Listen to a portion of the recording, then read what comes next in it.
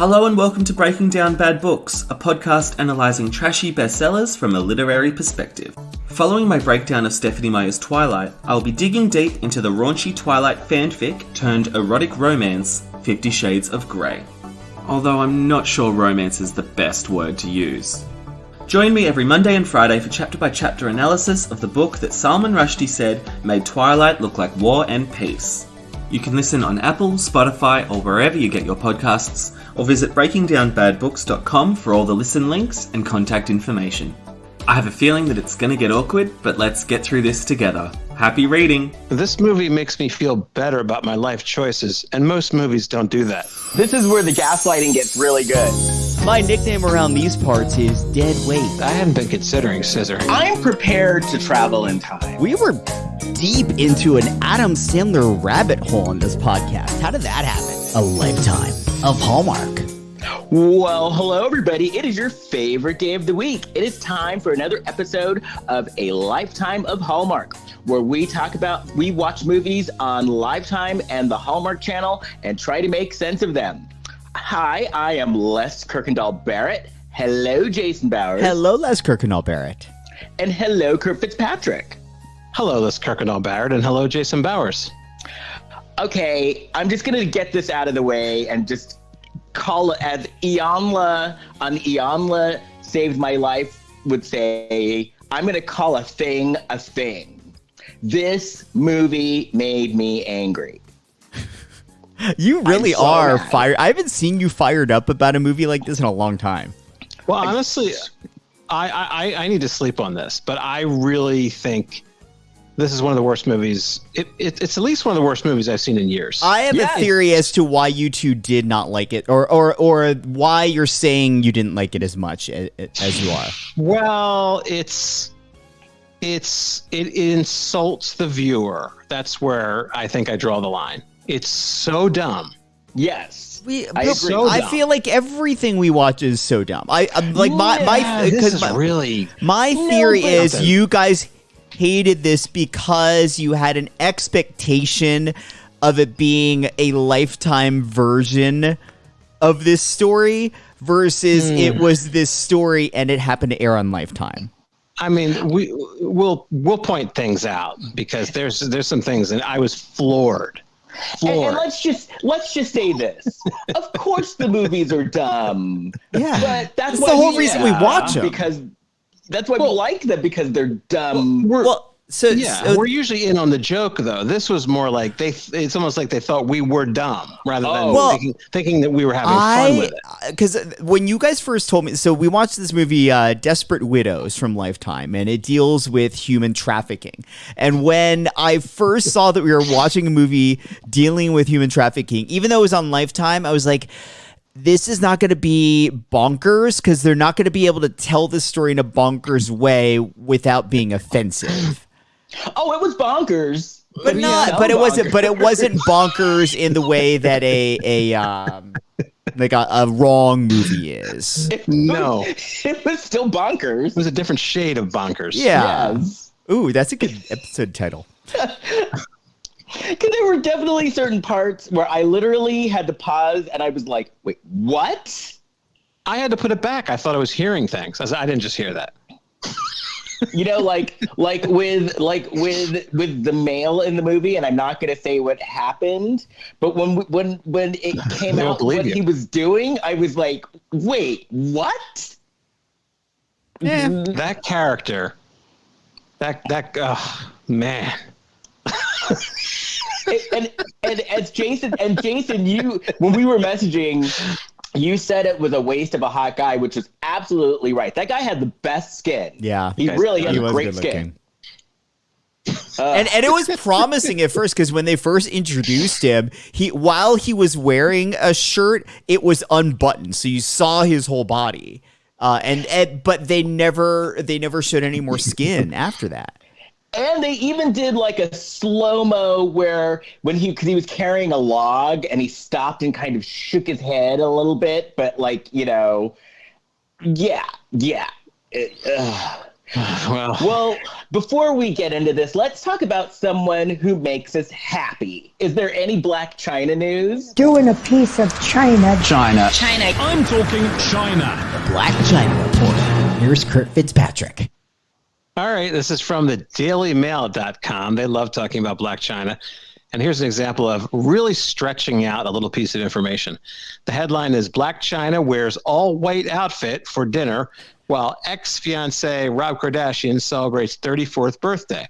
Oh. Blac Chyna wore an all-white outfit Wednesday while stepping out for dinner as her ex-fiancé Rob Kardashian celebrated his 34th birthday. All right. I got to stop you right there. Like, has it gotten this bad that, like even the writers about Blac Chyna news are like, we got nothing. We got nothing.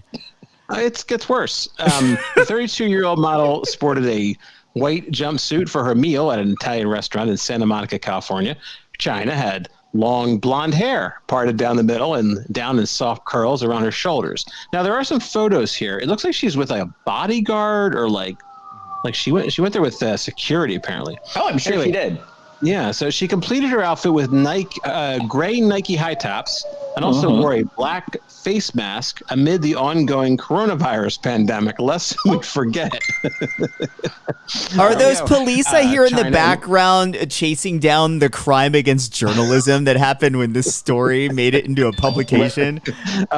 This episode is it could be a time capsule of media travesty between this and the movie. Okay, Chyna and Rob started dating in January 2016 and announced their engagement on Instagram after dating for 3 months. They welcomed daughter Dream in November 2016 and announced their split on social media in December 2016. Rob received well wishes from his famous sisters and mother via social media in honor of his St. Patrick's Day birthday. Now, the rest of the article, there are pictures of Blac Chyna, so that's admirable. But the rest of the article is just a bunch of tweets and well wishes. Now, I don't think we need to get into that. No, we don't. But anyway, there's a lot of that. No, but that's pretty much it. It's more of an example of stretch journalism. I love how they basically. So wait a minute. So they weren't together. They were having. No. I love how they tied them in then. Oh yeah. Yeah, she wore a white outfit to a restaurant, and Rob celebrated a birthday. So yes, the narrative in a tabloid has to be you are forever tied to your ex, no matter what you do, and we're going to report on it as if you're doing it together, but warring at the same time. Right. Yeah. Well, I mean, at least they talked about what she was wearing. So They did kind of cut to the chase for you. Right. I love the fact, though. Yeah, appreciate that. I love the fact, though, Blac Chyna, like the headline, Blac Chyna wears a white outfit, and then the first sentence is, Blac Chyna wore a white outfit. Same thing, yeah. You just told us that. Have you guys been watching the SAG screeners? I sure have. I watched a couple. What have you? I haven't watched anything yet, and I want to go on a little bit of a screed here. Okay, because we vote for the people at home. We're all in SAG-AFTRA, and we vote on the SAG Awards. So they supply us with movies and TV shows to watch. This is my screed. Is I love that my union does that. I'm very happy that the those vying for awards have a way of getting in front of us to see these TV shows and movies. What my screed is the just pure amount of physical waste that is happening this year. And I am by no means an environmentalist, but I've gotten more DVDs this year than I've gotten in any other previous year. And I've been a SAG member for 25 or 26 years. And what's the infuriating thing about it is that they're sending things that are already on streaming services. And they have this streaming app for SAG and AFTRA members as well to vote. So the fact that there's like Amazon and Netflix is real bad about it. And other streaming services are sending physical DVDs when their whole business model is based on something opposite of that, I find stupid. And humongous packages too. Yeah. Like I'm getting huge packets. Like I have a stack that is no joke about 8 inches high of DVDs from this year's nominees. Yeah, the Netflix stuff. I think a couple years ago they provided a password, like you could get a free month of Netflix if you didn't have it already. So I don't know why they don't do that. Like, who's going to watch this giant DVD set of Ozark? And maybe they don't want to give away the whole service for free. I get that, but then put your stuff on the SAG-AFTRA streaming app for voting, because all these things are already there too. So why are they sending physical copies out? Right. And it's a waste of promotional money. Like, take that money and put it into something else. Take that money and give us a show. It is kind of funny though. Like, the other day, I got Minari in the mail, and I'm like, wait, but I just watched it because you sent me my password, and so I went online and watched it with my password. I don't get why you're sending it to me now. And what else did I get? Mank, which I was like, wait, but I just used my password. So yeah, that is weird. Also, you have Netflix, right. But there is something, because I mean, for me, there is something about like, hey, I paid my dues on time, woo. So well, I think the what balances that out is they do all these events where they, when it's non-COVID times, they have like actual Q&As in person with the stars of the movie, and now in COVID they're doing Q&As, but they're on Zoom, but you can be a part of it. Now, okay, so I did watch a Q&A, and I was very disappointed because it was the one, it was Patricia Clarkson, and she was talking, I think it was someone from Pieces of a Woman. I haven't seen that yet. But I zoomed in expecting it to be like a Q&A, and it was just Patricia Clarkson talking to the woman, and there was no question. Yeah, I did that too. It was a little bit lame, and I would like it if they did those live. Maybe that's a little too much to ask, but or even a Zoom, like a Zoom call, like a regular Zoom call. Yeah, where you could be a little more involved. Hey, I saw. I watched the screener for Promising Young Woman. I'm dying to see that one. Yeah, I want to see that. So really good. Bad. Yeah.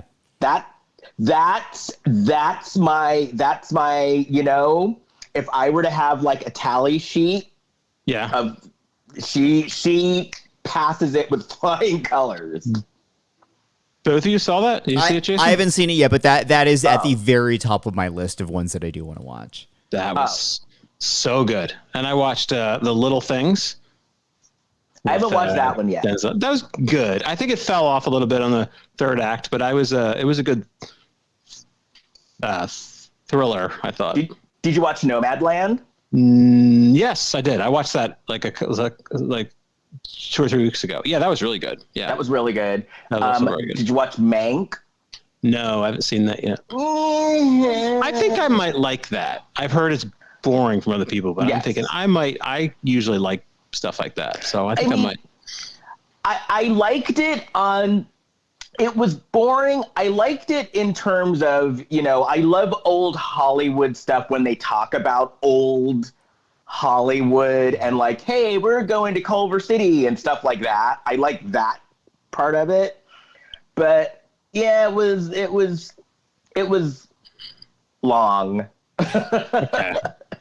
I got more to see. I'm not going to be able to watch everything probably, but I'll see as much as I can. I love Ted Lasso. That was really good. I enjoyed that. Loved Ted Lasso. And I didn't know that I would like it because I wasn't a big Jason Sudeikis fan, and I'm not a sports person, but I kept hearing that the show had a lot of heart, and I didn't realize that Bill Lawrence produced it, who is the guy that created Scrubs and Sin City and not Sin City, Spin City.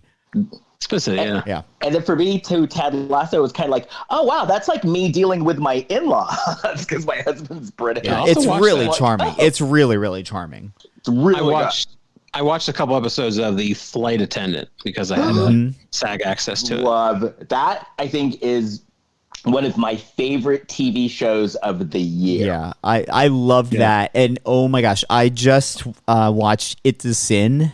Have you seen this, Les? Yes.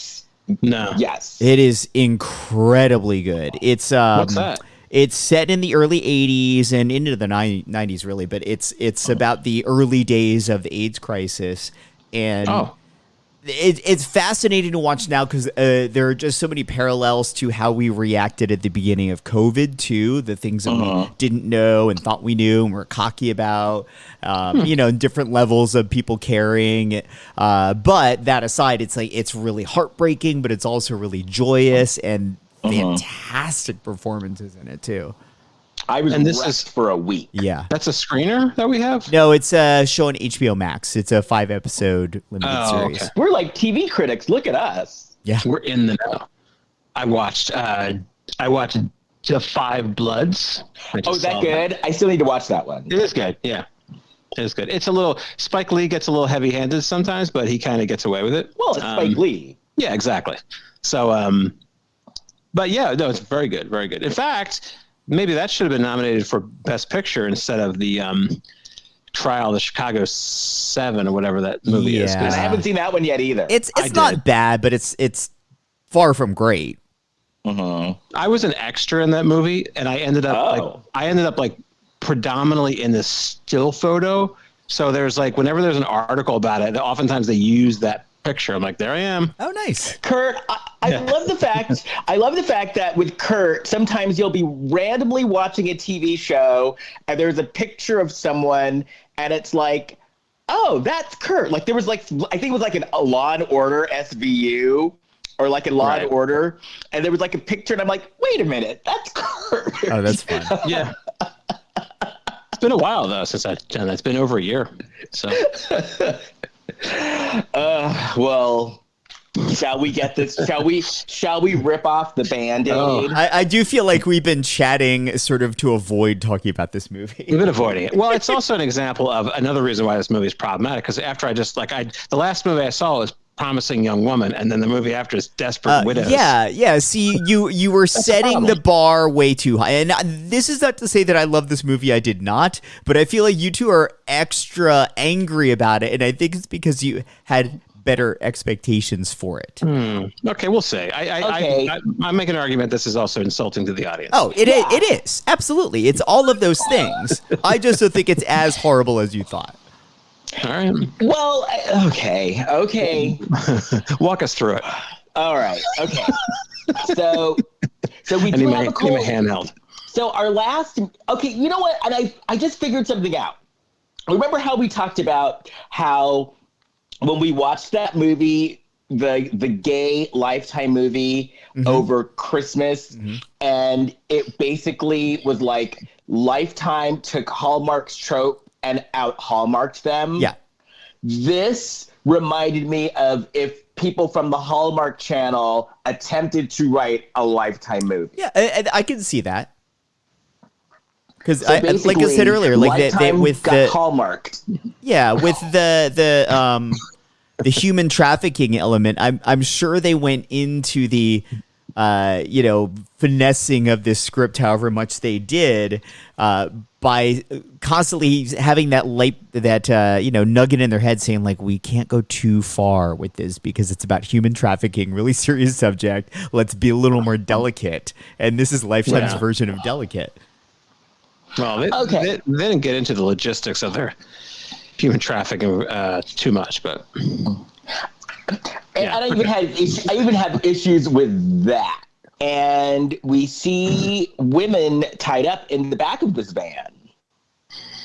And then the van like pulls over, and this guy basically literally just takes this woman and throws her over his shoulder. And he's from a different country. He has an accent, and he's telling her, "Shut up, woman." And they're walking through the dark. And it was a cold open. So remember the last movie that we watched for Lifetime, we didn't have a cold open. The cold opens are back. Yep. And there's chloroform. He whips out the chloroform in the cold open. He's not messing around. I was very excited about that. When I saw that, I was like, oh, okay, we are doing a Lifetime movie unless it's going to be happy out of the gate. Oh, and I was, because I was like, oh, we're coming in hot. We're just getting to it. Oh, they had a lot to tell us. And that was the best part of the movie. They couldn't waste any time. Yeah. So then we cut to a funeral, and we see a picture of a dead husband. I see dead people. was very cute, actually. The pictures that they had of him, like, oh, wow, he's a cute guy. Yeah. And so we're at a funeral, and at first I thought it was a mother, or like a woman and her sister. That's what I thought. It turned out to be a mother and a daughter. And not just a daughter, a teenage daughter. Who looked like she was 27. Yeah, but she was 16. Okay. And you were being kind by saying 27. She looked legitimately in her 30s. Yeah. And I don't mean like old. I just mean she looked like an adult. She looked like she mature. She looked like she had a badass job, an adult job. Yeah. And especially with the outfit she was wearing too. 16. Yeah. 16. Yeah. I feel like we do see this a lot in Lifetime movies. I feel like we need to come up with a term for that. Yeah, we need to. Yeah. Because it's like, because she's old, but like, I don't mean that as an insult. I just mean as a casting note of, really, guys? Yeah. Because even the way that she was acting, it was not like a 16-year-old. Right. And then until she started talking, because basically what happens, she's at the funeral, she's like, Dad would hate this funeral. And then they cut to, she's like making out in her bedroom with some guy. With a guy with mascara. With guy liner. Yeah, he had guy liner and I believe eyeshadow too. Yeah. He was working hard on his eyes. Yeah. And so they're going at it, and this outfit, like, they kind of pan out, and she's wearing like a Catholic schoolgirl outfit, but I just thought, oh, maybe it's like a Britney Spears sexy sort of a thing. Yeah. Yeah, the guy looked like an aging punk rocker. Like, you see like a guy in New York who's like a punk rocker, and it's like it's getting a little late in the years to be doing that. Yeah. Yeah. Because he seriously looked like he was mid-30s to early 40s, and I'm not even kidding. And like, This is some teenager. This is some high school class, huh? and then it Must have kind been of held back a reminded couple me. years. Look, the kids have been out of physical schooling because of COVID for a long time. And when they go back, it's going to be a different world. Seriously. Yeah. So then it was kind of funny because she's talking to her mom and she's like, school sucks, life sucks. But it was like a Saturday Night Live skit because it was like this 27-year-old. She was having a midlife crisis. Right. Like dressed like Britney Spears in her video with pigtails. Because didn't she have pigtails too, the girl? I think so. They were clearly going for that Britney Spears look. I bet they started filming for a day or two, and during the daily, somebody probably gave the note of like, we're this actress that looks way too old to be playing a teenager. We need to do something that evokes teen right now. And she even had like a full face of makeup, like adult makeup. Yeah. And there was that scene where her purse fell and her AARP card fell out. That was awkward. Yeah. She's making the acting transition from daughter to granddaughter. No, grandmother. Grandmother, jeez. Yeah. Oh, well. She has to wrap up this shoot because she's doing a Depends commercial tomorrow. Yeah. She just beat out June Squibb for a role.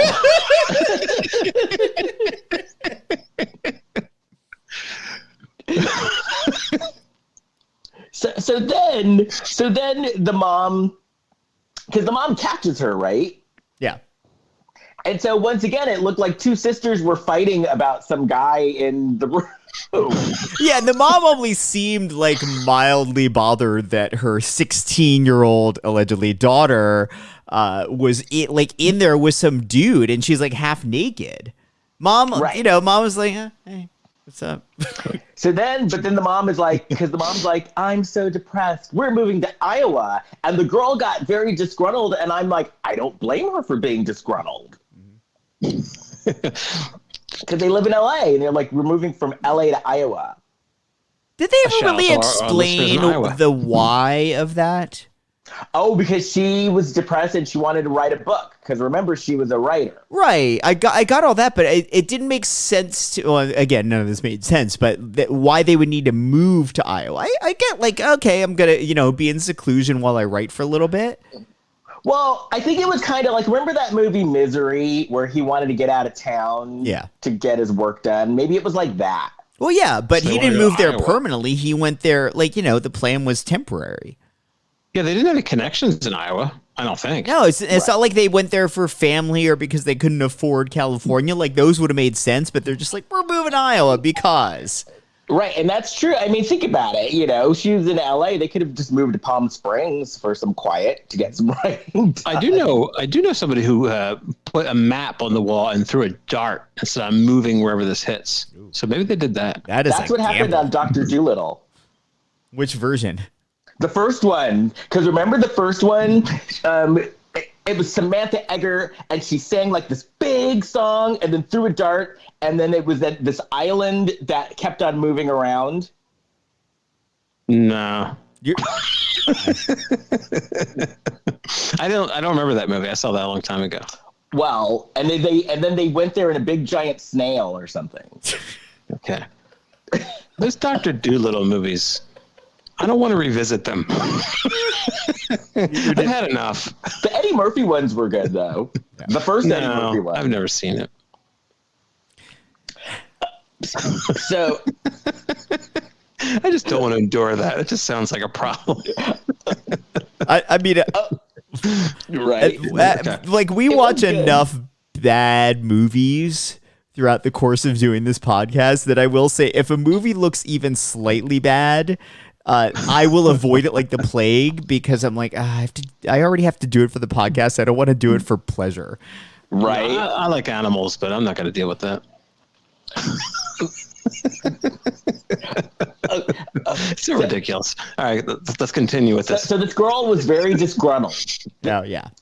And so then we see the mom looking through the album, and I wrote in my notes, wow, the dead dad was hot. And then she has a flashback, and the flashback is like her husband's laying dead on the floor, and the girl is like sitting in the corner crying in her Catholic school outfit. Didn't that scene start with where the mom walked in and the girl was holding the dad's hand? So the girl was the one that found the dad dead. Yeah. I think that's what they were trying to convey. Yeah. Okay, yeah.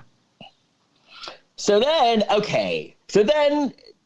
at this part, I still had hopes for this movie until this next scene. This is the first sign of trouble, because the woman is at her therapist's office, and she's literally laying on a couch. Yes. Mm-hmm. I was wondering about that. I've never been to therapy, but I thought that was only a TV and movie thing where the patient lies down on the couch as they talk. But this movie showed it again.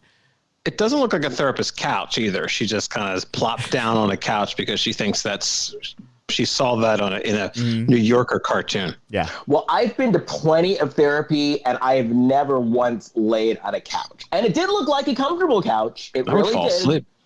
But yeah.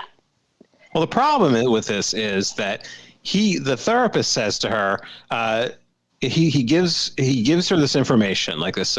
He suggests a support group, and he said, if not, I'm not just your therapist, I'm your friend. You're not supposed to do that. Oh, you're not supposed to be friends with your therapist. Well, do you think it's funny that this therapist was able to find them a grief support group in the middle of Iowa when he's a doctor in California? Right. And he seemed to just have the information, like he knew it off the top of his head as he wrote it down. So it's like, clearly he's referred other people to this same Iowa support group. And this is something that I thought was a no-no. He hugged her, and I didn't think you were allowed to hug your therapist. Well, I don't know about that, but he does that when he says the thing about the friend. I know you're not supposed to do that. Right.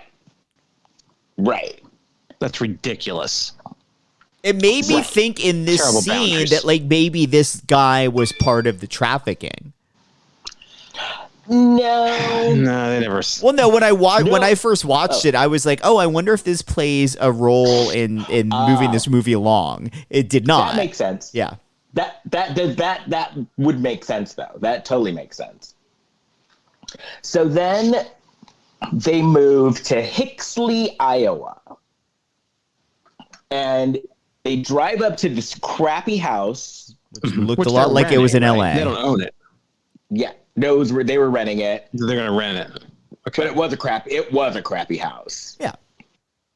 And Allie, the daughter, is like, what a dump.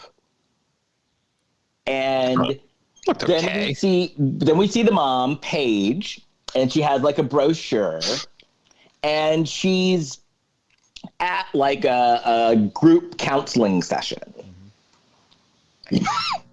And so then after the session, she meets Willow. And I watch a lot. I love a good documentary about cults. I love them. Mm-hmm. So when I saw Willow, I was like, uh-oh, here we go. She's the lure to lure her in. And you know, Willow was very bohemian looking, very granola. You know, she had the flowy dress and the curly ringlets. And, you know, At this point in the movie, I actually thought to myself, are they seriously ripping off the TV show Dead to Me?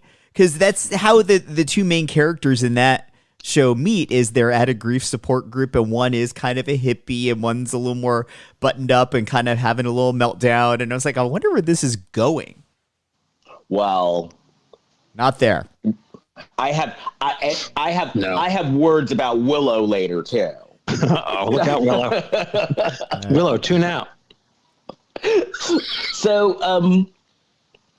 So then, you know, Willow and Paige are, you know, talking, comparing dead husband stories. And, you know, and this is where I wrote, because she's telling Willow, oh yeah, my daughter's 17, and I wrote, Allie's supposed to be 17, and she looks like she's 27. Well, also Willow, they're talking after the support group, and Paige says, "Well, my husband died of a heart attack," and Willow says, "Well, we got that out of the way." And Paige said, "What?" She said, "Well, I don't like to say thank you for your loss. No, I'm sorry. I'm sorry for your loss." I actually liked that moment because I remember when my dad had passed away and everyone would see me after it happened, or when my friend last year passed away. And it's after a while it gets weird because it's like I don't know what to do with that information. Like, thanks. I mean, Right. I had nothing to do with them being here or leaving this earth. Yeah. Right. Oh, okay. So then Willow, of course, is like, hey, Paige, why don't you go to this commune? And What a great idea. yeah, like, and they called it a commune. No, they called the thing. it a Mommune, Oh, that's right. A mom. which was the Mommune. working title of this movie. Oh, really? Yeah, that was originally what it was going to be called, Mommune. A mommy it would have been commune. better to call it Mommune, Yeah. actually. I don't think it made a difference. So then she shows up at the Mommune and she meets Diane. Now, you know who could have played this role of Diane and could have been really good? Meredith Thomas. Exactly. Yes. Our friend Meredith Thomas would have kicked ass in this role. Well, they're not at the Mommune now. They're at like a coffee shop, like an outside coffee shop, I think. Yeah. Because there's a big giant chocolate drink and nobody drinks it. Of course, Kurt's like, Sorry for your loss, Kurt. fixating on the drink. Yeah, I was looking at that. That looked great. Oh, that's right. And so Diane is telling Paige that, you know, she lost her husband 5 years ago and he left her a farm.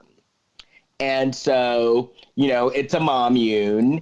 And then Paige is telling her about how her daughter found her husband. And she is like, and then Diane's like, well, maybe your daughter needs the farm more than you even do. Yeah. She pretty much tells her what to expect. She says, you've got to be on the farm for 3 months. So she's telling her I wrote run. No, Right. no, no. Mm-hmm. But no, she still wants to go. And then she's laid- surprised. And I was like, didn't you watch the Stepford Wives? Come on. It's not even a cult because cults are deceiving. This one, she basically told her what to expect. Look, you're coming to my commune for 3 months. I'm not letting you go. Okay. Yeah, it's not necessarily a movie about a cult, but it is about a sex trafficking operation. Oh, yeah, that's bad too. That's true. But it was set up like a cult, though. Yeah. Yeah, a very open doored cult. Yeah, it was a cult because they didn't lay the sex traffic on the table, but everything else they did. They left that out. Right. And so they're driving to the farm, and then you should turn around and drive away because Allie's like, wait a minute, there's no cell service here. Mm-hmm. That should be your biggest clue. As should the when they get there, there's a bunch of barbed wire surrounding the place and huge Lifetime hidden camera style cameras for security on the property. Right. Those are red flags. Yeah. Right. But I do love that a Lifetime is like, we got to get the hidden camera in somewhere. We got to fit it in. And then this is the biggest part. So they meet Kiana, who was like the head, like she was the GM. What would you call her? Like the concierge. Mm-hmm. And Kiana's like, give me your keys.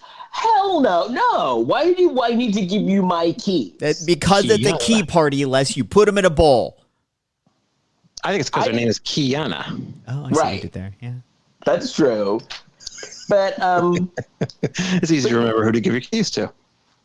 And then another big warning signal when you're walking through what is supposed to be like your commune, Mommune, and you see everybody like doing farm work and toiling on the land. What do you think a commune is, Les?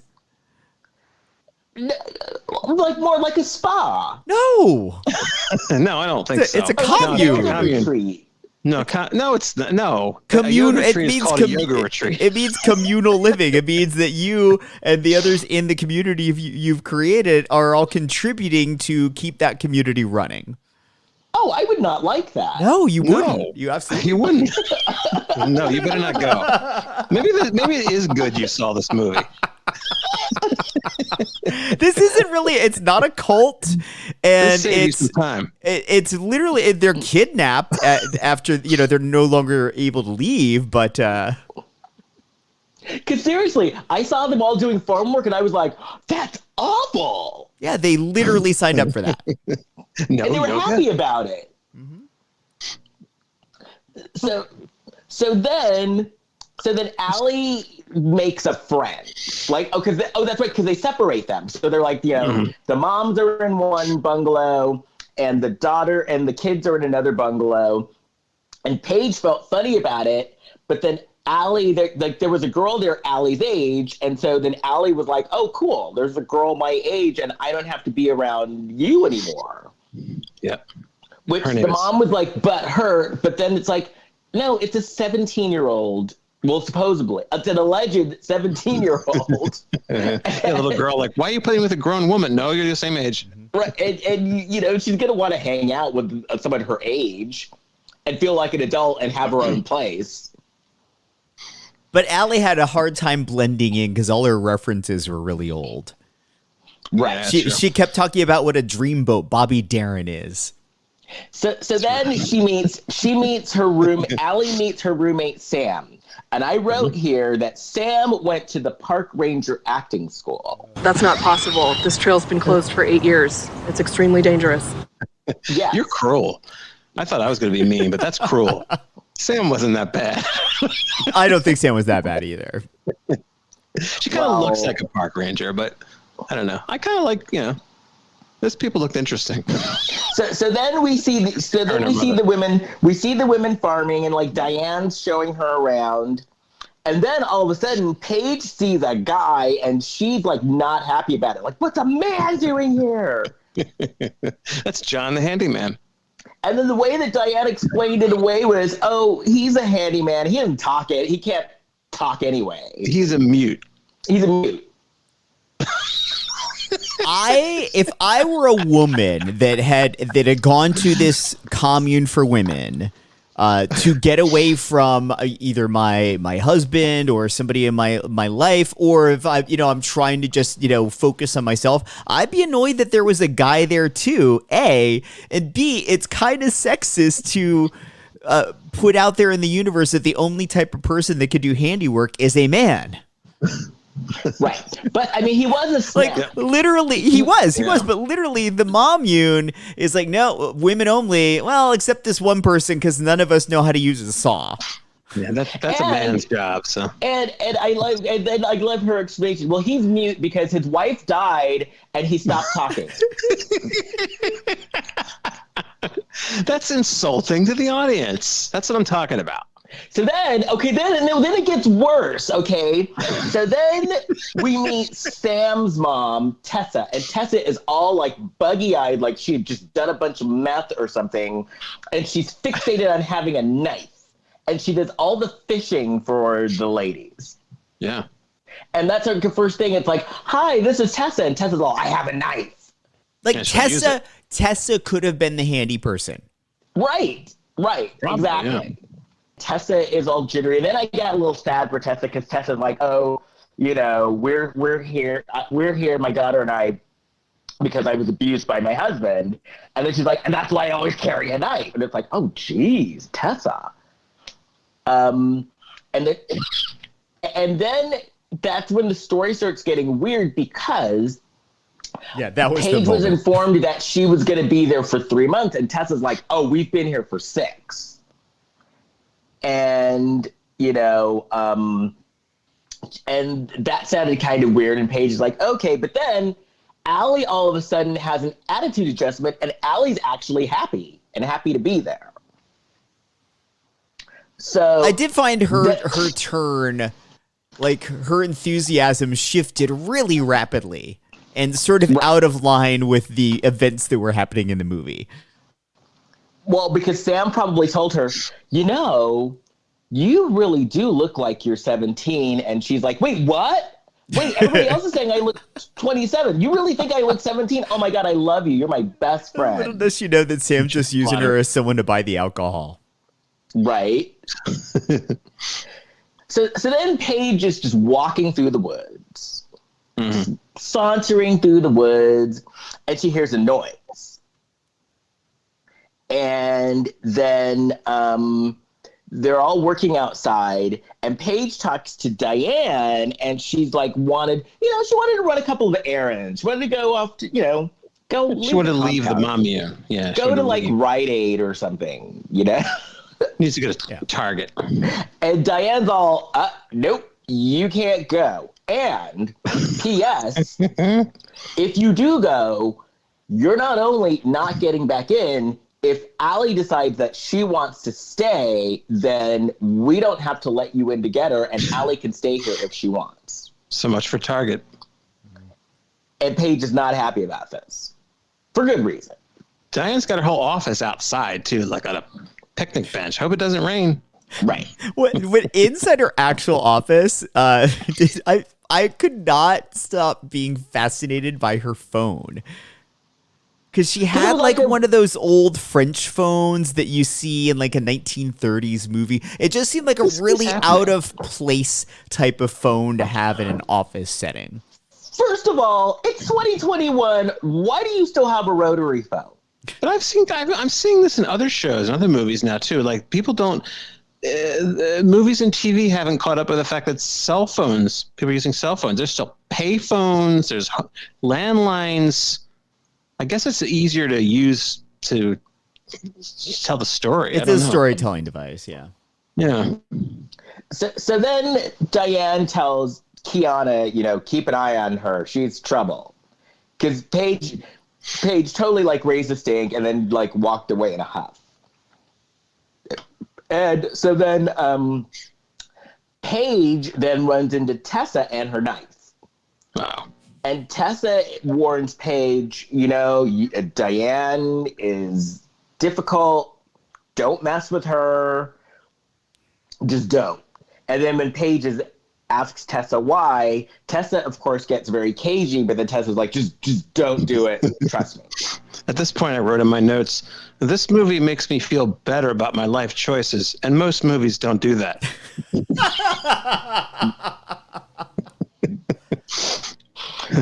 So then Paige then walks near the barbed wire fence. And she's going to touch... Oh, and then she's trying to figure out if it was like an electric fence or what kind of fence was it. And she asks herself, is it an electric fence? And then goes to touch it like an idiot. It's like, you dummy. You think it might be electric, so you're going to go and touch it. Do you get electrocuted? Possibly. So then she's going to touch the fence, and then all of a sudden, the mute guy, John, knocks her down. And knocks her down, and he's on top of her in a very suggestive way.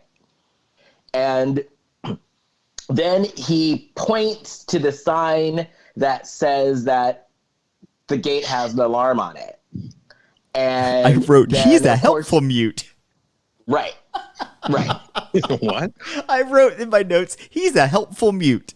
Right. I just picture like those Honda commercials with the helpful Honda guy, but like he can't speak. So he's just really enthusiastic and just pointing at signs, helping you along the way. And, you know, when he knocked her down, he looked great when he knocked her down. Oh, yeah, he's hot. And then she was, of course, like, she got mad until she saw the sign. And then she's like, oh, my gosh, thank you. Thank you for helping me. And then John leaves her and goes into his shed, his worker shed. And he reaches into his backpack and he has a gun. Okay. So then we see Sam and Allie, and they're picking blueberries, and Sam is telling Allie how she knows how to pick locks, which I did find that very fascinating and very impressive. Because I wouldn't mind learning how to pick locks myself. And she said that she learned on YouTube, so I might be watching some YouTube videos on how to pick a lock. Further education. Yeah. Yeah. So then they're picking blueberries, and then Allie takes one, and Sam was like, "Don't do that!" and starts flipping out. And then Allie sees a lake, and they literally pick the blueberries, and then they go at the lake and sit at the dock, and not even for that long. And they acted like this was such a mischievous thing to do. All they were doing is sitting by a lake. Well, look at the repercussions, though, which we'll get to. Yeah, I guess you can't sit by the lake. Right. Because then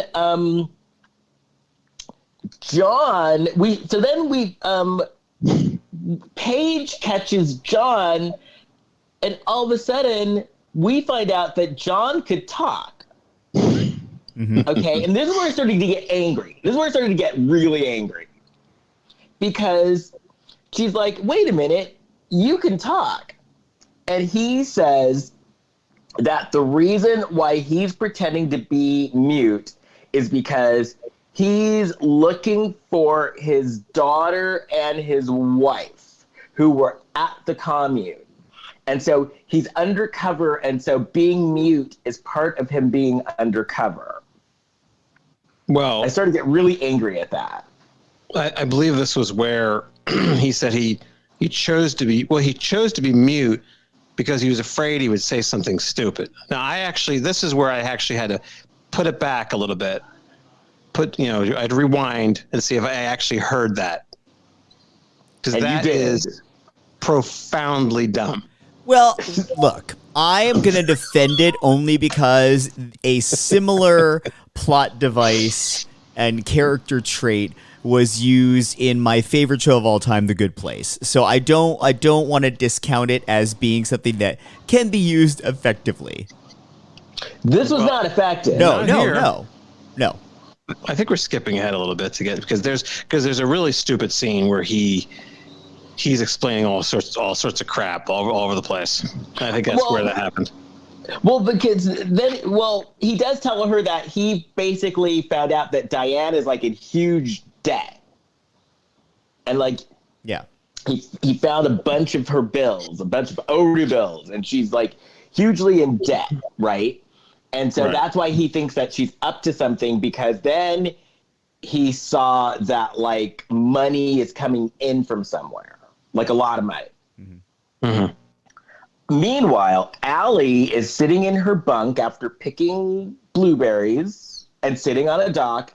And Diane comes in, and not only did Allie get in trouble, Allie was sent to solitary confinement for sitting on the dock after picking berries. Yeah. Yep. Or she could sit and think about her selfishness. Right. Because, gee, you sat on a dock for 5 minutes and you plucked a berry in your mouth. You were so evil. I like that. So solitary, like on one hand, it's terrible because she's being kept prisoner within a prison of sorts. But what was even more absurd about it wasn't even that secure. Like, she sits down in the bed and there's a window right there. She could have easily broken through that window and shouted for help. Right. But then Sam came in and picked the lock. Yeah. Yeah. So, and you know, so that was, and that was a nice, you know, if I knew how to pick locks, I would do that. So then you're going to learn on YouTube, you said later on. Yes. Oh no, I will. I will. I'll test it out. Oh, okay. So then John and Paige are like plotting now that she knows he can talk. Yeah, this is where he says the stupid line. Yeah, they're plotting. And then Diane goes to visit John, right? And then at the same time, Allie's getting out of solitary, and she can't find Sam anywhere. Well, go ahead, Kurt. John stops by. No, I was gonna say when John stops by to see Paige, it's a whole bunch of disjointed information. His wife didn't die. He works in IT, so therefore, but before that, he was a handyman. So he's not lying about being a handyman because he was a handyman. That's when he says he chose to be mute because he's afraid he'd say something stupid. He should have continued that. Maybe I agree with him. Yeah. And he's trying to find his daughter. So he's looking for his wife and his daughter. And their names are Elizabeth and Melissa. And the moment he says their names, they cut back to Allie in solitary, and she finds scratched into the headboard of the bed the names Elizabeth and Melissa. Right. So it's a clue. Clue for the audience, yeah. Yes. Yeah. It's a clue. It's a clue that we're watching a shitty movie. Yeah. So then John gives her keys and a key card to get out of the place, right? And this is where I started to get really mad. So he sneaks her out of the place. No, right? wait. Before that, she says, "I'm going to hide under a tarp in your truck," and she says, "That was the plot of my last book." Boy, that must be some book. The plot is someone's hiding under a tarp. She's no Joan Wilder from Romancing the Stone, that's for sure. No. So here's the deal. There are cameras that are as big as pumpkins all around this place. So you know that the camera's going to be watching you leave, right? Yeah. So they drive out, right? And then they go back to the group counseling meeting. And Paige finds Willow and confronts Willow. And Willow did not even try to, lie. Yeah, she was basically like, my bad. I got you into a cult. Oops. Sorry, I've got a side hustle going. And this upset me. Because of the fact that Willow, didn't even protest. She's like, yeah, okay. No, she's like, look, I make a little cash. She pays me to recruit. She probably has a bunch of side hustles. She probably sells Avon and I'm sure she has an Etsy where she sells bookmarks with inspiring messages about female empowerment. You know what she does? There's surveys online. There's endless surveys where you get Walmart points. Yeah. She's doing that.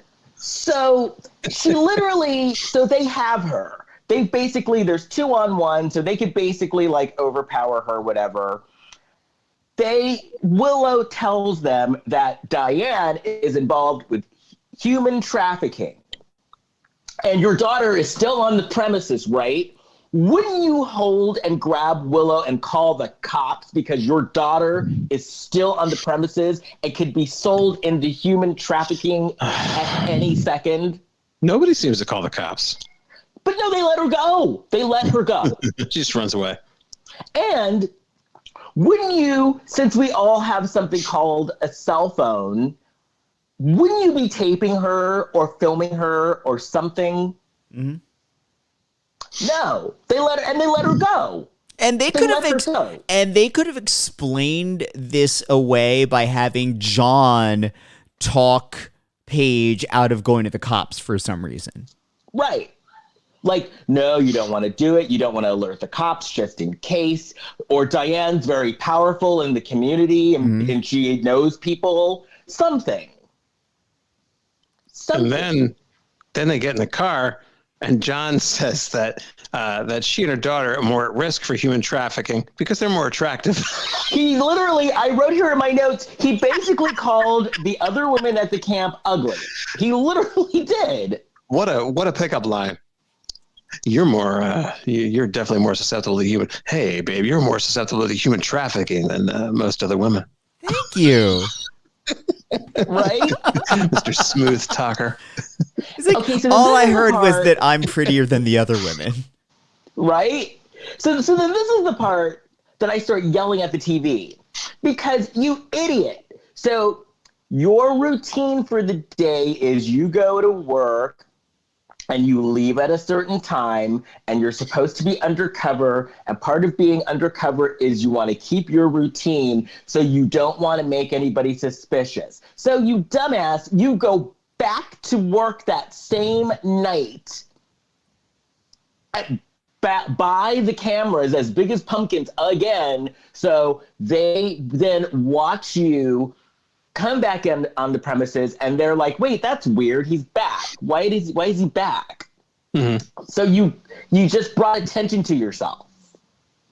Also, we find out that he's an IT guy and can hack computers. Couldn't he just hack those cameras? Right. Oh, that's true. Does he live there? Does he live in the Mommune? No, I don't think he lives in the Mommune. That's why it was weird that he was coming through the gates at night. Right, okay. And that's why Diane and Kiana, who were like watching on the cameras, were like, well, that's weird. He's back. Why is he back? That's, and that's when she got suspicious. So then, and I wrote here, like, you nitwit. Oh no, this is the part where I wrote nitwit. Anybody. No, this is the part where I wrote nitwit. So the next scene, John, like the next day, they're in Diane's office and John is hacking the computer and Paige is supposed to be watching the door as John hacks into the computer. So he starts hacking into the computer. He gets in, and Paige leaves the door and goes running to look at the computer. And I'm like, you idiot, you're not supposed to leave your post. But wait, he also says, she's watching him, and he goes, hey, look, unlike in TV, hacking isn't easy. And 1 second later, he goes, I'm in. And, okay, this is the middle of the day. This is like the middle of the day. No, this is the middle of the night. Daylight. No, this is nighttime. No, this is during the day. Oh, it is? Oh, is it the next day after they snuck out? Okay. Yeah.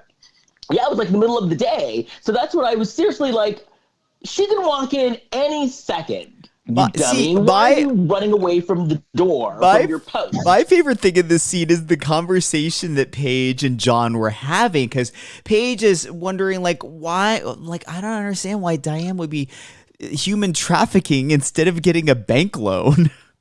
Right. She said something to that effect. Yeah, and I just thought it was so stupid.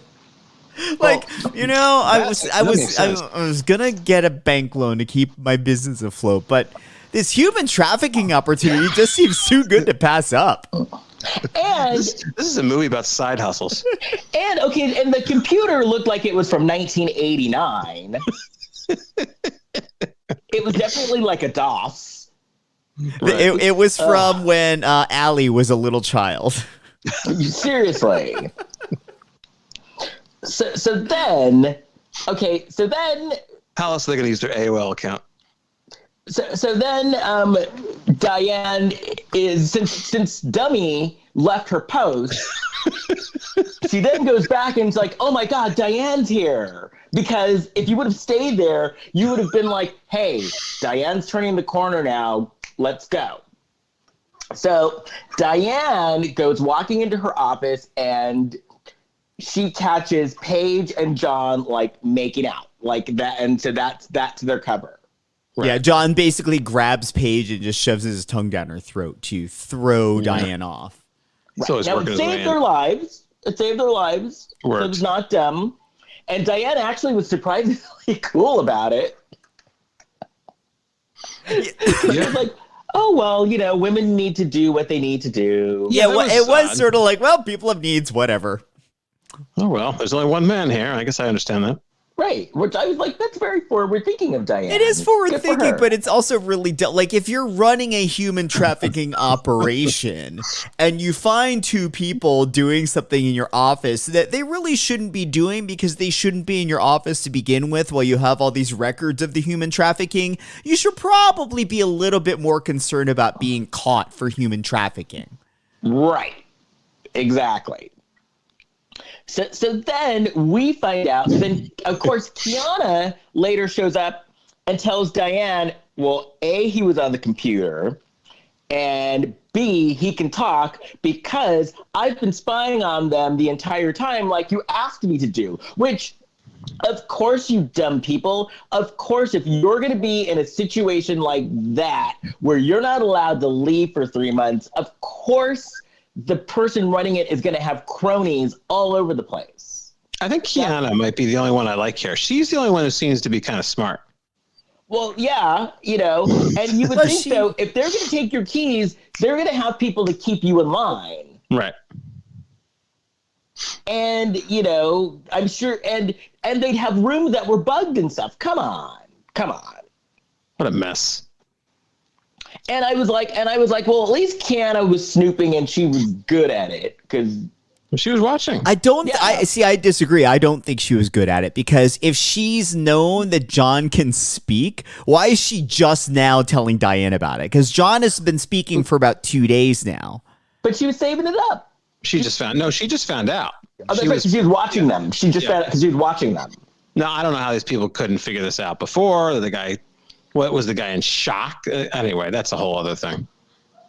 See, I actually think Tessa is the one that's most together because, like, she had the forthright to, like, carry a knife around with her constantly. Right. And then the next scene, Paige is talking to Tessa as Tessa's gutting a fish. Yeah. And then Paige asks about Elizabeth and Melissa, and then Tessa gets all weird. And she gets so weird that she cuts herself. Right. And then she has to go to the main office to get a Band-Aid. Right.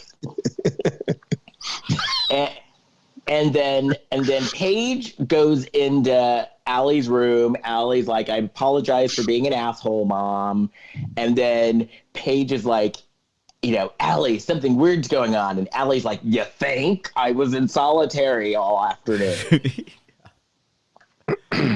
And it's also weird that the daughter seems to think there's an issue with Melissa and Elizabeth.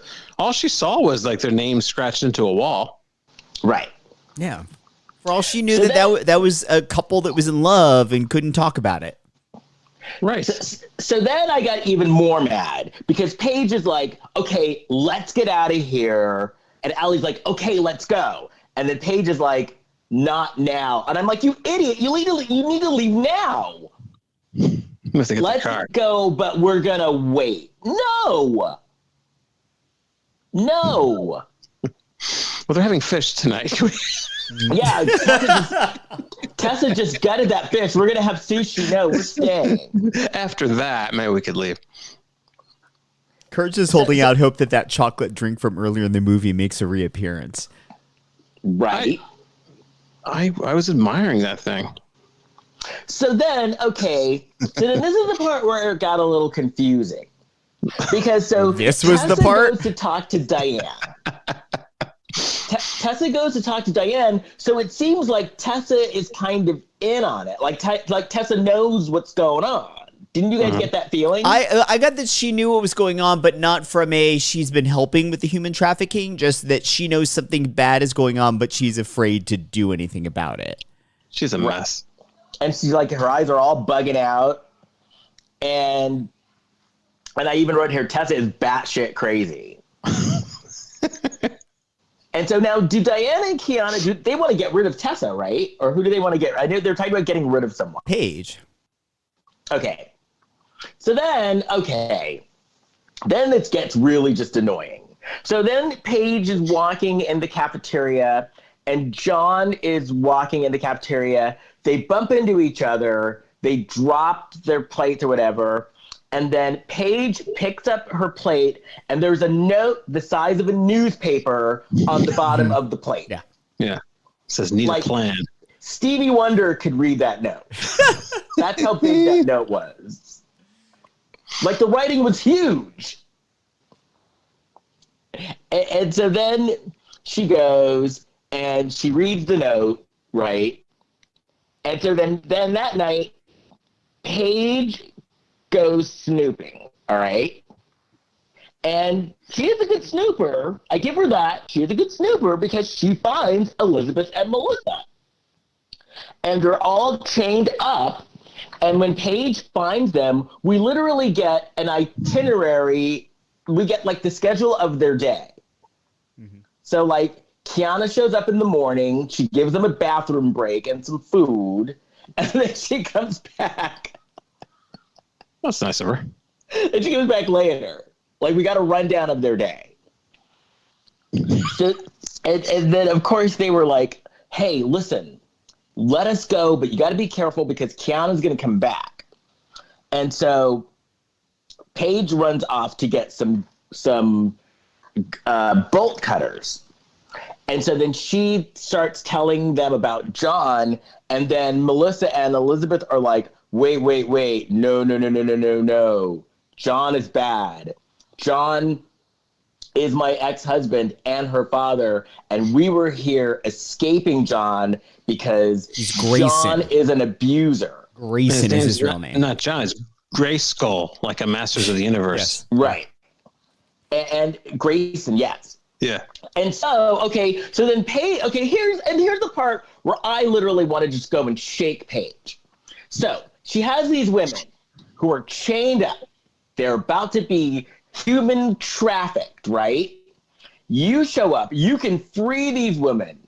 And Grayson shows up, and these women would rather be chained up and taken away and human trafficked instead of leave with Grayson. And you're still like, oh, I don't believe that he would do this. And you're like, these women would rather stay chained up. She's an enabler. They'd rather be chained up. Yeah, and there's another option of maybe calling can anybody get in contact with the police here, or that? Well, there they didn't have any cell service. That they did. But they've got that French phone in Diane's office. True. And then Grayson then like wallops. What do you call it? Mollywops. He mollywops Paige with a gun. He cold mollywops. Isn't that Cardi B's new single? Mollywops. I love that song, by the way. WAP. Did you guys see the Grammys the other night? Yes. No, I didn't see Very it. good. I've heard of this song. I don't think I've actually heard this song. My brother referenced WAP on a phone call with our mother the other day, and I was surprised he knew what it was. Wow. Wait, did your mom know? No. I was going to say. No. It went right over her head too. She didn't hear it, but my brother said it, and then I was kind of stunned into silence, and I could hear him chuckling a little bit. I'm like, okay, that was for me, not for my mom. Because Kurt, you know what WAP means, right? Yeah, I read about WAP, but I haven't heard WAP yet. We don't need to repeat it here. You can go look it up. It was a very good dance routine. Like, it was a very good performance. Yeah. And I love Megan Thee Stallion now. Same. Love Megan Thee Stallion. And by the way, Kurt, the has like 3 E's. The Stallion. Megan the Stallion. Yep. Anyway, so we Get see up on the music. Diane. We see Diane. She's on her French phone. She's setting up a deal. Okay. Now, Allie is eavesdropping. She's doing some good eavesdropping. I give her that. I got to give credit. Mm-hmm. And then I wrote here, we get a whole lot of exposition. And we were getting a whole lot of exposition this entire movie. Because they just go into like a full monologue of what they're doing and why they're doing it and on and on and on and on.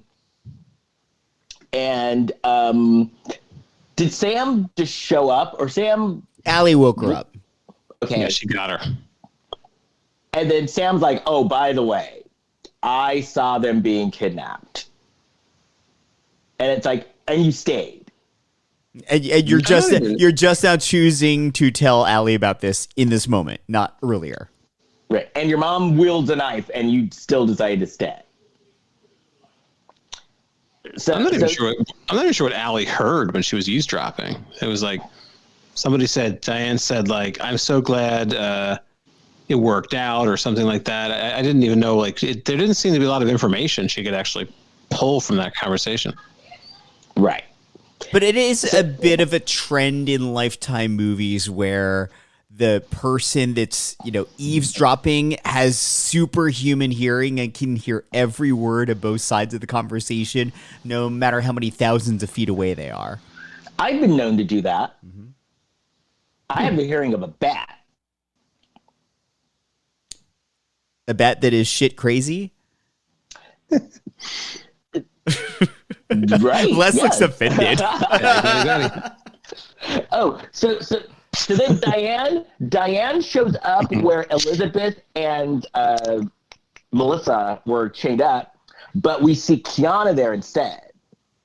And so basically, I forgot a part. Yeah, you skipped the part where Paige and Elizabeth are having a long conversation. Elizabeth is still chained up. So after story time, Paige notices that there's actually metal clippers. She could actually set her free.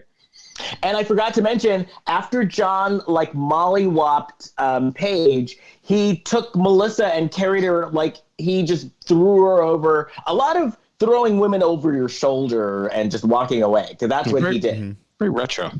Yeah. Very caveman. Yeah. Mm. And so way back. Right. Because he had taken Melissa and just kind of threw her over her shoulder and walked out. Allie finds it romantic because that's how things were done back in her day. Right. Man, that's brutal. Allie's like, remember when we started cars with our feet and had Bronto burgers?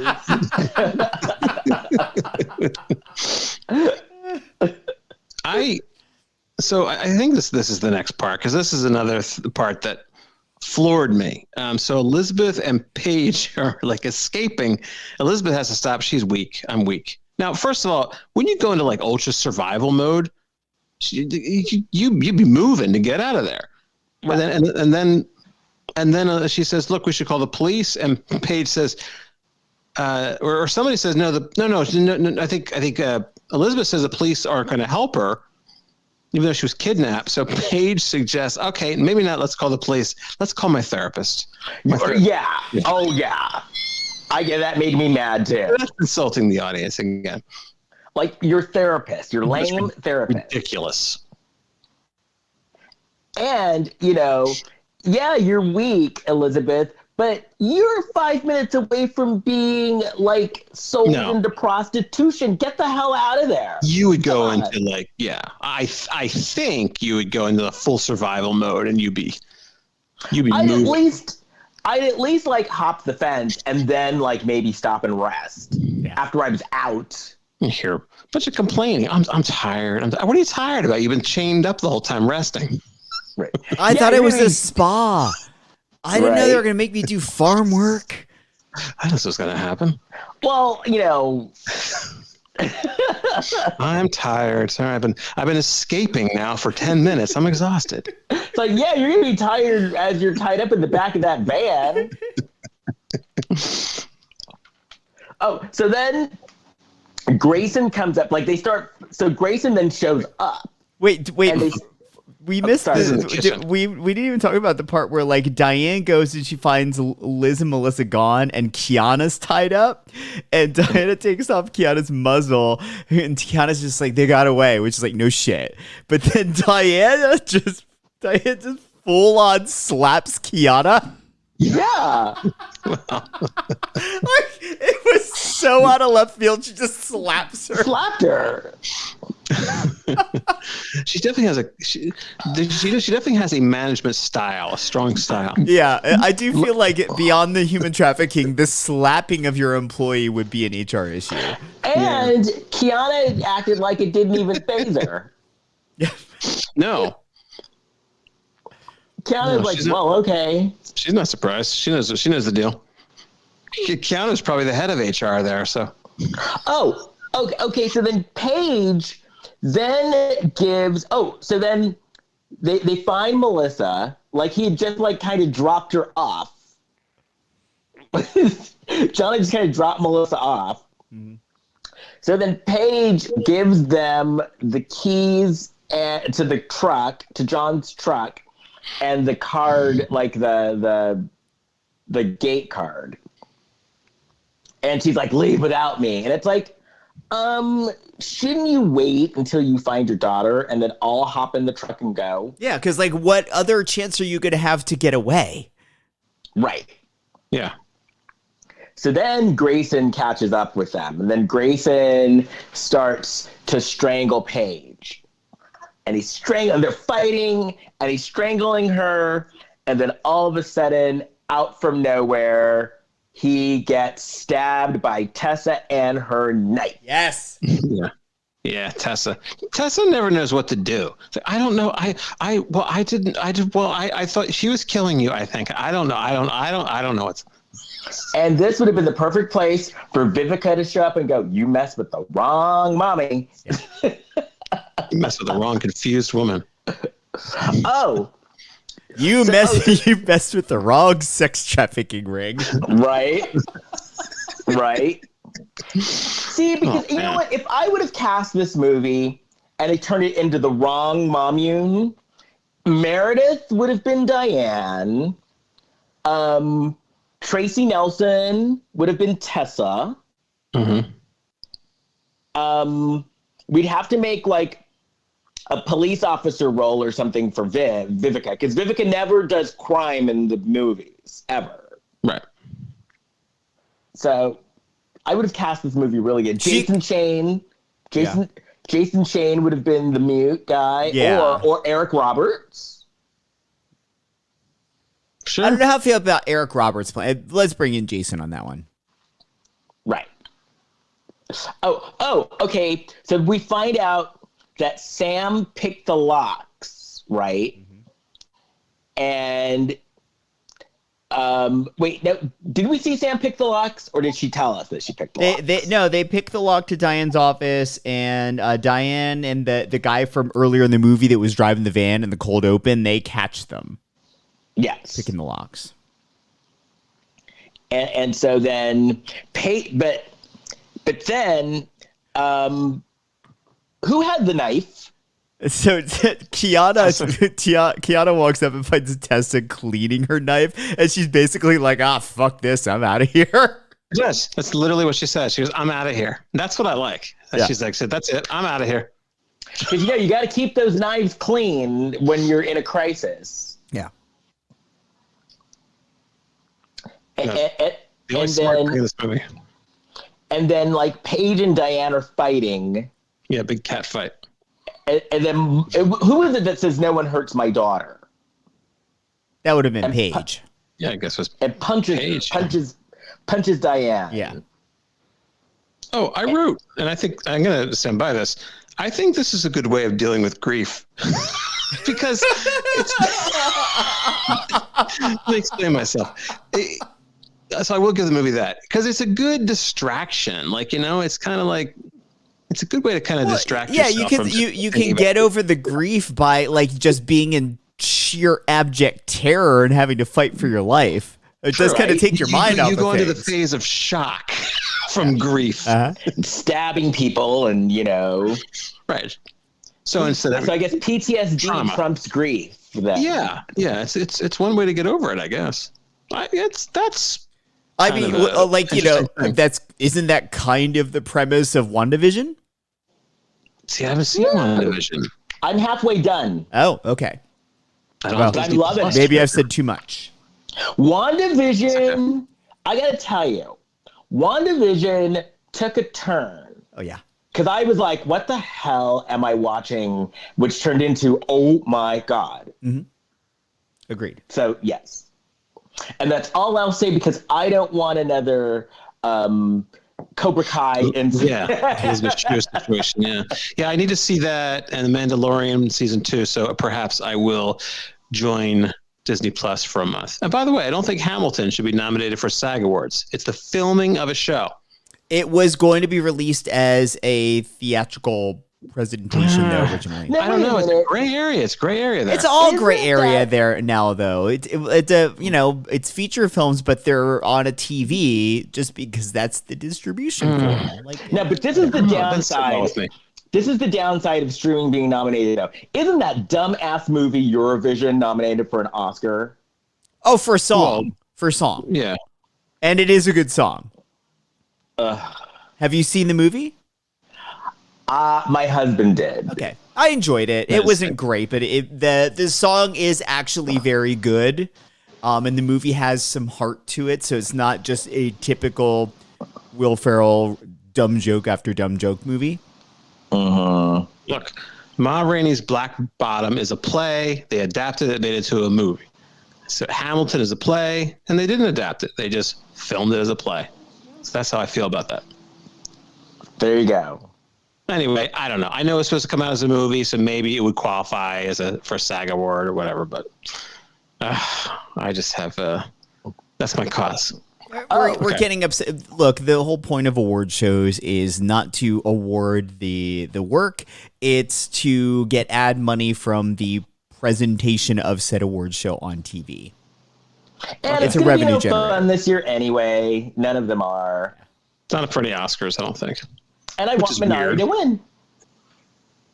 I want Minari to win every. I want to see Minari. I'm gonna watch it. It's very good. It's very good. Have you right, seen well- it yet, Jason? No. I want to be like that grandmother when I'm a grandmother. Put it that way. It stars Glenn from The Walking Dead. That it was like a very impressive movie, actually. Well, why don't we finish this unimpressive movie because we're so Yeah, we're close almost to the finished. end. Yeah, we're almost So done. close. Okay, so the cops show so someone was driving out of the gates, right? Like the cops. Yeah. Yeah, the white van was driving out of the gate while Paige and Diane were having their fight. And the cops were waiting. Right. And that's the part where Vivica should have been like, you messed with the wrong mommy. Yeah. They would have had written her role though. Yep. And so then what do after you escape a commune? You go to a barbecue. 11 months later. Yes. A good way to make friends. Yeah, well, she did make friends because Paige and Tessa were now friends. Or I wonder if they lived there. Yeah, they do. And so Tessa was not as buggy-eyed. She was, I guess she got some help. She got They were some wearing their therapy. street clothes. Yeah. So then they got a box. Tessa went to get her knife and realized she didn't have the knife anymore. So Forced to have it. that was actually because she like reached for the knife and it's like, oh geez. And so they got a box and in the box were advanced copies of Paige's new book called Mommune. And they all laugh. Being on a commune and being kidnapped and almost being trafficked is so funny. They're all laughing at how much money Paige is making by writing book after book after book where the heroine's whole getaway shtick is hiding under a tarp. Right, yeah. That was the plot of her last book. Yeah. So this one's got to be better after the expectations of that. That's like her, Alfred Hitchcock would always like make a cameo in his movies. In all of her books, there's always a character that hides into her tarp. Right. It's her calling card. Okay, you guys. After talking about this movie, I need some more stuff. I thought it was fun to go through it, but I still think it was insulting to the audience, and that's the problem. Oh, it absolutely was. It totally was. So why defend this, Jason? Why do you feel this is a... I'm not saying it's good by any means. I'm saying that this movie is not hateable. I enjoyed watching it because it was so dumb. I would have liked it better if it were more over the top ridiculous. Like some of the ridiculousness was they didn't even know that they were making a bad movie at points. Whereas with the wrong movies, I feel like they know exactly what they're making. Oh, the wrong movies, they lean in. Yeah. And that's what makes it so good is they just lean in and they're like, we don't give a shit. We're just going for it. Yeah. I guess they were kind of earnest in this movie. I would say I'd sleep on this, but I don't think I'm going to think about it. And P.S., they really didn't. They could have gone bonkers with this since they didn't even really delve into the trafficking aspect of it anyway. Absolutely. I started to look up some information because they said there was a part where there's a deposit of $16,445. And I was wondering, first of all, they were acting like that was an enormous amount of money, which I thought, is that really going to be enough to keep the Mommune going? But that's a very weirdly specific amount, too. Yeah. Well, I was looking at like how much it would actually a person would be. This gets kind of dark, but I said I just read like a little blurb. It said like between $8,000 and $50,000. And I was like, why don't you just sell a baby on the black market instead? Yeah. You'd get a lot more for a baby on the black market. Or get a bank loan. Why didn't she get a bank loan? What's that? Like they had said in the movie, I just don't understand why Diane wouldn't get a bank loan. Do a GoFundMe. Yeah, there's different options. Yeah, get a bank loan. Do you think she sell your vegetables and your fish? She probably did a Twitter poll. Hey, Facebook Hive Mind, need to make some extra money. What should I do? Human trafficking, bank loan, Etsy store. Well, I mean, she could have like made a killing in that Etsy store, with like Tessa's fishing thing. Well, yeah, but then it would also be competition for poor Willow and her bookmarks. Oh, and then the business model wasn't very good. No. Yeah, she should have sold. Okay, so if you're just gonna have a Mommune, get everybody working, get those vegetables, and go to like a farmer's market. Sell a bunch of stuff. Sustain yourself. Yeah, you've got like corn, you've got oranges, you've got some fresh cut flowers and women. You're selling some women. At a farmer's market. We're selling actual farmers. Right. Well, you said it was a farmer's market. But they're stored in like an all natural wood bin. It's really cool. It's organic. Yeah, it's organic. Yeah. I guess. Oh boy. Yeah, this movie. What's that? I need a palate cleanser from this. We need to watch either a Psycho or a Wrong or a Killer movie. Oh God, and next week's Hallmark week too. Yeah. Yes, it is. I love how we're all like, great. It is indeed. Well, right. That's it. If you want to find me, I actually have started a new Facebook page that is strictly for my podcasting and my performance work. Oh, I thought I was being spammed when I got the request. Because sometimes, No, I got so many messages. Okay. No, it's a real thing. And so that's why I changed the name. So if you want to get a hold of me on Facebook, you can find me on Kirkendall Barrett Presentations. Kirkendall is Kurkendaal. Barrett is Barrett. So on Facebook, you can find me at Kirkendall Barrett Presentations. And Instagram, you can find me at Kirkendall, or you can always find me on my website, leskirkendallbarrett.com. Jason. You can find all of us on Instagram at Lifetime of Hallmark Podcast. You can find me on Instagram, Twitter, and Facebook at Big Shot Jason. Kurt. I just have kurtfitzpatrick.com. I don't think I have anything else coming up. So that's it. And I have another podcast. 5 stars. Yeah. Oh, yeah. First of all, review us on whatever platform that you listen to us on and give us 5 stars. I also have another podcast called the Reality Reading Rainbow Podcast, where I talk about books written by reality stars. I also do interviews as well. This week, my guest is Heather Michelle from the Madams, Hoes, and Gigolos podcast. And we talk about Real Housewives and their wine businesses. Nice. Anything else? I think that's it. Yeah, that's it. I got to go wash my brain from watching this movie. So, until next time, bye. Bye. Bye.